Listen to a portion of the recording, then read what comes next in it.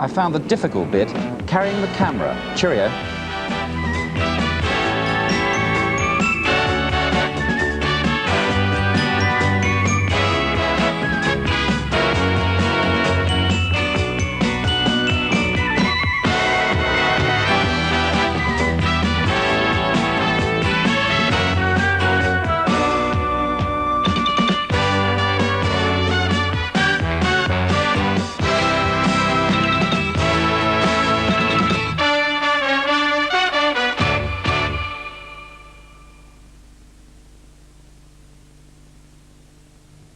In 15 minutes, Balky is introduced to the American banking system in the comedy series Perfect Strangers. Now at 5:05, the news with Jan Leeming.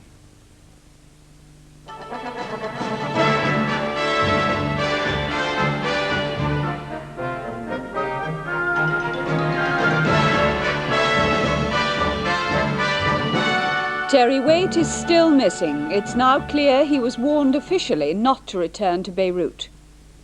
The spy satellite row, the special branch searched the BBC in Glasgow. And the final stages of the America's Cup, first race to the Americans. It seems more and more likely that Terry Waite is being held hostage in Lebanon. The renewed concern for his safety comes after claims from a senior Muslim official that he'd been tricked into leaving his bodyguards. It's also been revealed that the Foreign Office strongly advised Mr. Waite not to go to Lebanon because of the possible dangers. Mr. Waite disappeared 11 days ago while trying to secure the release of kidnapped foreigners. Today, the Archbishop of Canterbury, Dr. Robert Runcie, said that his envoy had been determined to complete his mission, no matter what personal risk there was to himself.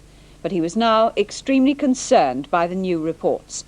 First, Keith Graves, who's been monitoring the latest developments from Cyprus.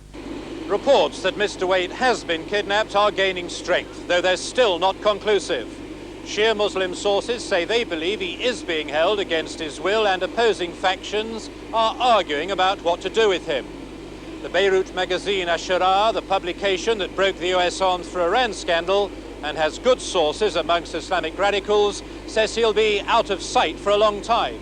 And the Muslim Druze who were supposed to be guarding him and are mightily embarrassed at his disappearance have failed to come up with convincing evidence that he is still free. Druze leader Walid Jumblat, who's travelled back from Syria to try and find Mr. Waite, says he has second-hand reassurances about his safety, but he's clearly unable to give Lambeth Palace any cast-iron guarantees. And as far as the British Embassy in Beirut is concerned, they've failed to come up with evidence either way, but are expressing increasing concern. And it's been revealed that Mr. Waite came to Lebanon against the strongest advice of the Foreign Office. The British ambassador in Beirut, Mr. John Gray, went to see Mr. Waite in London and urged him not to make the trip.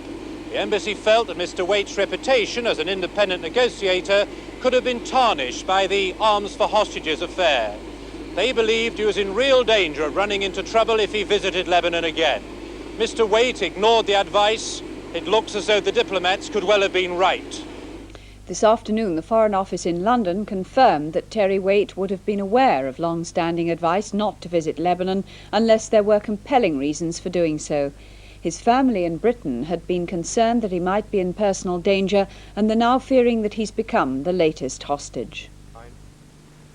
Terry Waite's family have been desperately trying to keep pace with the conflicting reports from Lebanon. His cousin John says they've been on an emotional roller coaster. Now he thinks it's increasingly likely the Archbishop's special envoy is being held against his will. What we must get over to the people who are maybe detaining Terry is that his family are frantic with worry. I mean, his mother and his wife in particular. And he went over there on a humanitarian mission, and he went there non-politically, and he's been, if this report is true, he's been betrayed.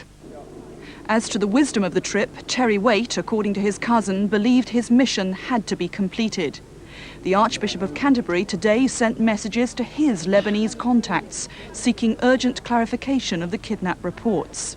We keep steady and we keep in touch with people who give us, of course, a measure of assurance, but there still remains the fact that we haven't had direct contact with Terry Waite, and that's very worrying, and I'm particularly anxious for his family.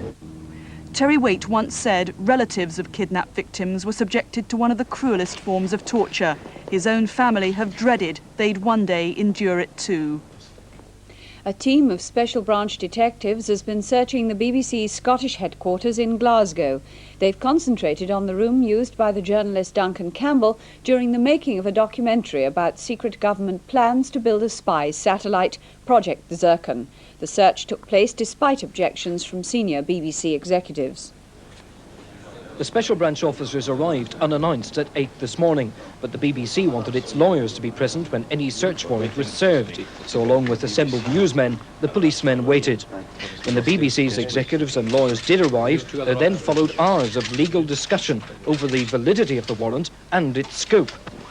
Refreshments were sent in as the BBC discussed why the warrant entitled the police to search every office and every person in the building and seize material relating to all 6 secret society programmes, not just the banned episode. 4 more officers arrived early this afternoon, armed with large plastic boxes to take away any material. Soon afterwards, the officers went into the programme's production office and began a thorough search. And that search continued even as the BBC investigated the legality of its intensity. A short time ago, the BBC said that the officers had taken into their possession some material, but that as yet nothing had been removed from the building. The Liberal leader David Steele has called on the Conservative Party not to accept any more donations from the city until the latest wave of financial scandals has been cleared up. He was speaking at a rally in London to relaunch the alliance. This is the image the alliance wants to take into the election. Unity restored, confidence revived, ready and eager for government or coalition. The alliance brought out all the razzmatazz for this rally. Some wore the new alliance colour of gold. They all paid £7 to cheer party leaders who urged them to bust the political system. The time has come to build within our own country a similar partnership. A new partnership for progress, for we know that without partnership there will be no progress, and without progress there will be no prosperity. The thousands of pounds paid by the Conservative Party by city organisations brought a protest and a proposal from David Steele. Until the current scandals have been cleared up and a proper regulatory framework has been agreed, Mrs. Thatcher should not accept any more donations from the city. John Ryman, the Labour MP for Blythe Valley in Northumberland, has resigned from the party and says he'll stand as an independent at the general election. But unless that's long delayed, he won't force a by-election. Mr. Ryman says the constituency party has been infiltrated by the extreme left. Earlier this week, the National Executive rejected his allegations. John Golding, the leader of the telephone engineers, has said informal talks will resume tomorrow in an effort to end the 5-day-old strike. We've got to find a way through which gives BT staff a wage increase this year without strings, but at the same time ensures that BT can become more efficient. President Cory Aquino of the Philippines has been winding up her campaign for a big yes vote in Monday's referendum on a new constitution. In a speech to a rally in Manila, she repeated her new tough line towards those responsible for the attempted coup earlier in the week. "I don't want to kill," she said, "but neither do I want us all to get killed." For security reasons, the president flew the 1 mile from her palace to the rally in central Manila. In her final appeal for a yes vote in Monday's referendum, Mrs. Aquino said her military chiefs plan to purge at least 400 members of the armed forces following this week's failed coup. A short while before the president spoke, a major fire broke out at a Manila hospital half a mile from the rally. How it started isn't known, but military intelligence had warned of arson plots against the government. And this is a capital notorious in recent years for mysterious fires in which many people have died. But today, everyone got out safely, including the latest arrivals from the maternity ward. But if the fire was aimed at disrupting the rally, it failed.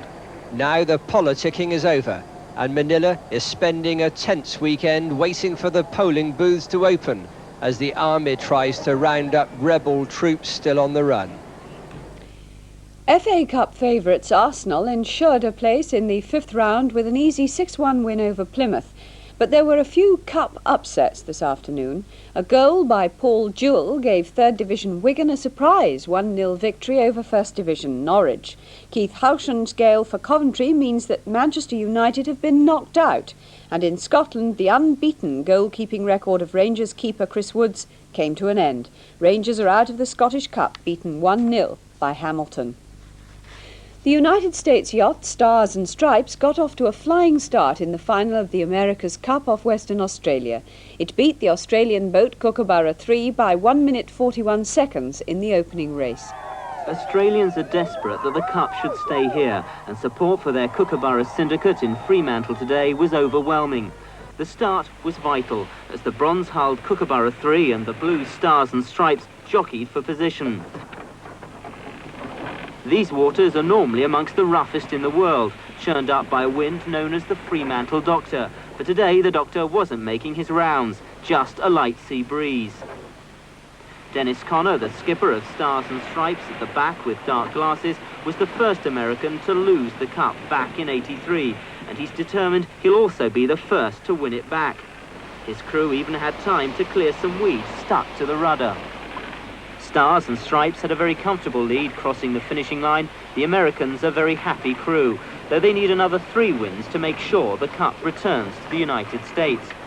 This is Michael Peschart for BBC News in Fremantle. And that's all for now. I'll be back with the main news tonight at 20 to 10.